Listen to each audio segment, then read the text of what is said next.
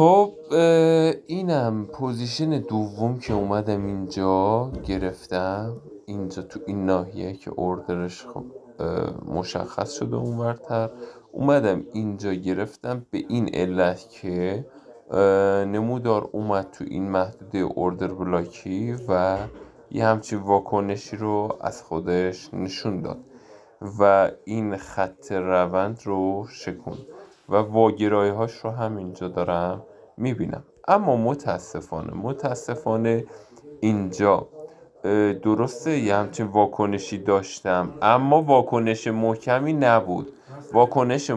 نبود، یه کندل پرقدرتی رو به هم نداد. به خاطر همین اینجا دچار همزمانی شد نمودار و اومد این اوردر بلاک رو زد. ببینید اینجا اومد این اومد و این اوردر بلاک رو زد. به دلیل چی؟ به دلیل اینکه خطوط صاف من تقریبا توی 5 دقیقه بوده مکتیش اینجا و همین باعث شد کندل محکمی هم نداشتم و همین باعث شد دچار همزمانی بشه و اومد این اوردر بلاک رو زد.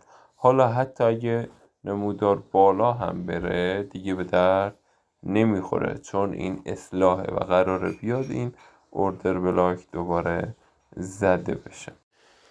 خب نکته مهمتر و جالبتر اینه که وقتی این نمودار اومده تو این اوردر بلاک و برگشته اینجا، حالا مثلا اومده خواسته یک کندل پرقدرت بده، این کندل پرقدرت عاجز بوده از این که بخواد بیاد این علت شکست رو یا این اوردر بلاک BOS رو بزنه، نتونسته این BOS رو بزنه و از همینجا سقوط داشته. این خیلی نکته مهمیه، یعنی باید اون کندل پرقدرت و قوی BOS رو بزنه که اینجا نزده.